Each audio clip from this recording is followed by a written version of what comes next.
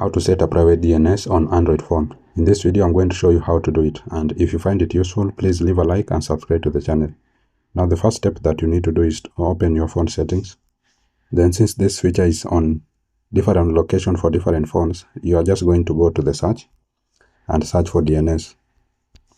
Then you are going to see it there on the search result, so tap on it. Then it will land here. So at the last option, you are going to see private DNS. Tap on it. As you can see, it is off. Tap on it. Then choose the last option, configure private DNS.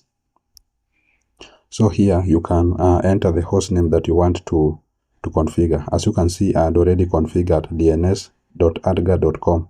So the purpose of this host name is to keep ads from popping on my Android phone. So you can use any host name to confirm the DNS address is correct before saving to avoid any connection issue. So you can choose any host name and write it there.